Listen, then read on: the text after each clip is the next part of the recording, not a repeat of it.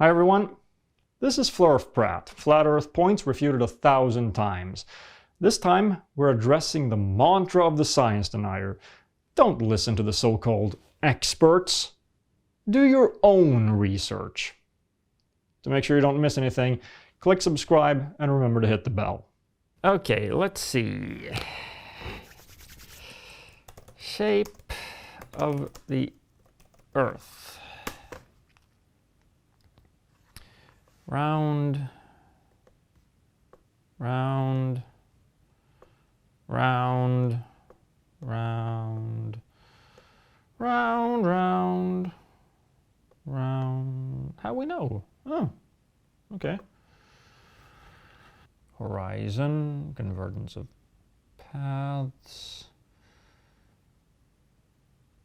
angle to Polaris, yeah, blah, blah, blah. Lots of reasons, lots of reasons. Practical applications. Navigation, yeah, because of the convergence thing. Communication. Yeah, we need satellites because it's, oh, right. Weather reports. Well, this looks pretty conclusive. Let's go back. Round, round, round. You know what?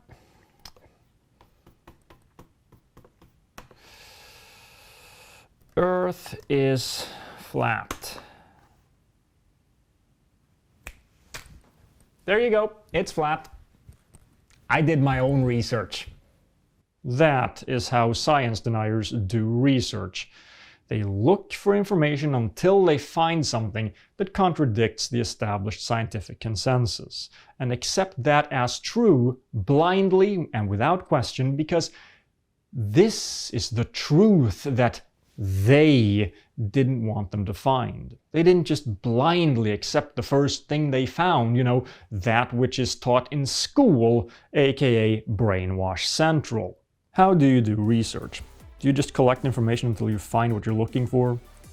No, of course not. First of all, we need to distinguish between experimental work, where you actually do laboratory or field work to test something in practice, and a literature study, where you just look at the work done by others. Experimental work is obviously what you prefer if you want to build your knowledge without having to rely on anyone else, but there are a few problems that make this a lot easier said than done. First off, I need the practical means to actually perform the experiment, and second, I need sufficient knowledge to understand how to interpret the result. Let me give you an example unrelated to the flat Earth issue. Say I want to do my own research regarding the safety and efficacy of a vaccine. How do I do this? Ideally, I'd want to do a clinical study, so I'd need, say, 1,000 volunteers and 1,000 doses of the vaccine to start out with, and that's before I even consider a control group, which I would also need. And chances are the kind of layperson who would want to do this on their own probably won't know what a control group is. How am I supposed to get 1,000 doses of the vaccine? And how do I convince 1,000 people to let me, a layman, inject them with something? Obviously, this is a dead end. Similarly, a way for a FLERF to actually test whether the Earth is flat or round would involve trying to send something into orbit. Put a camera on the rocket and he should be able to see the flat Earth below, seeing every kingdom on Earth, as the Bible puts it, and eventually the rocket slams into the firmament, ending the experiment and absolutely confirming the biblical snow globe. Right? Well, how would a layman get the resources to actually do this? And if given the resources, would they know how to actually use them? No, of course not. Rocket science is, well, rocket science. No, except in very simple cases. Experimental work is simply not an option for laymen. This leaves literature studies, but isn't that exactly what I was doing in the opening? I looked for information until I found what I was looking for. Well, that's not how it works. Let me quote from a post credited to mental health counselor Linda Gamble-Spadaro that went viral online for very good reason. Please stop saying you researched it. You didn't research anything, and it's highly probable you don't know how to do so. Did you compile a literature review and write abstracts on each article? This matters because you want to properly evaluate the content and relevance of each article. Or better yet, did you collect a random sample of sources? This matters because if you have complete control over what sources to include, you will pick ones that confirm your bias and perform independent probability statistics on the reported results.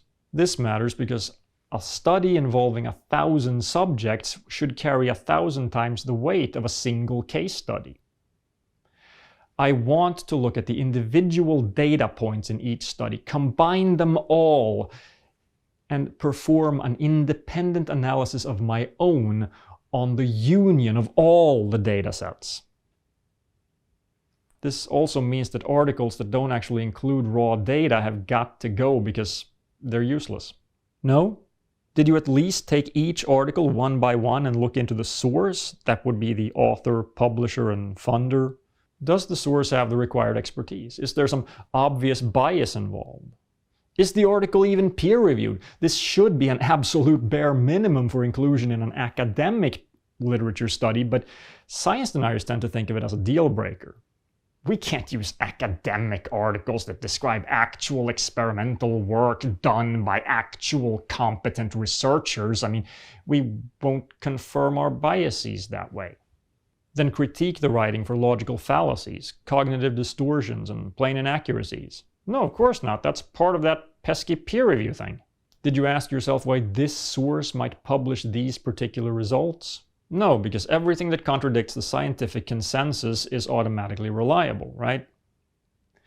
And people who self-publish online or write popular books are not interested in attention or money, right?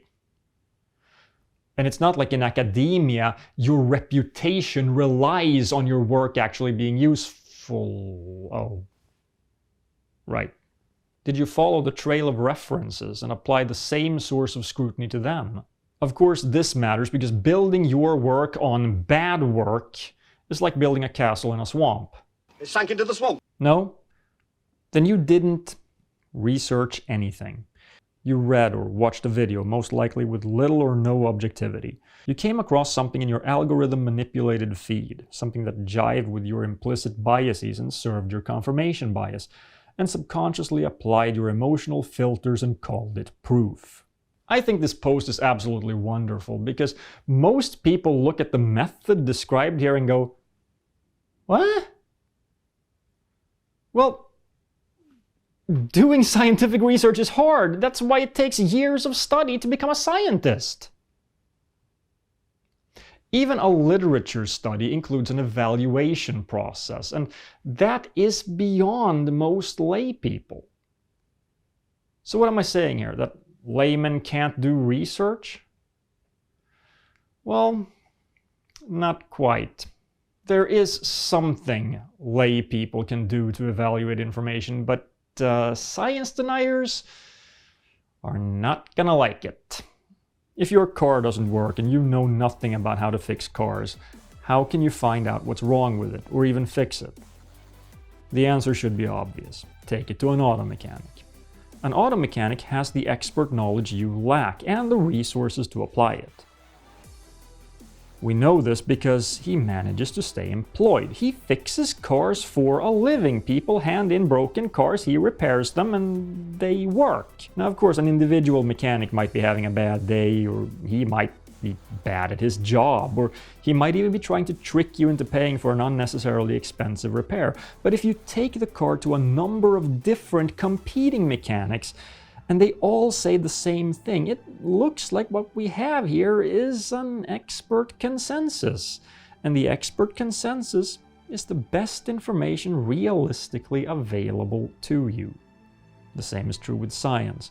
Scientists have done their research. That's why they're scientists. They are professional researchers. They are experts at doing research. When they agree on a consensus, it's because that's where the research leads. It's where multiple different lines of research converge. This is what's taught in science class.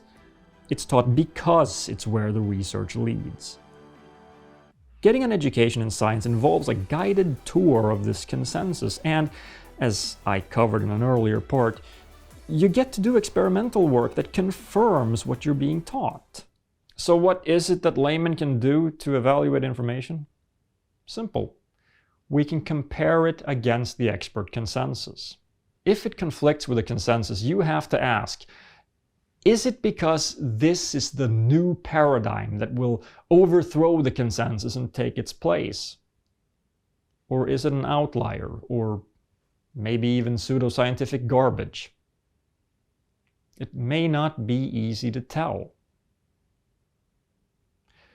So what you should do is suspend judgment. Look, this looks great and all, but until this becomes accepted by people who know a hell of a lot more about this subject than I do, I'm just gonna remain unconvinced. This isn't being a blind sheep. This is playing the odds. It's doing the best you can with what's available to you. This is usually what I mean when I tell people to do some research. Look up the scientific consensus. Science deniers mean the exact opposite. They mean look for information that contradicts the consensus and swallow it blindly. Who's the dumb sheep again? See you next time.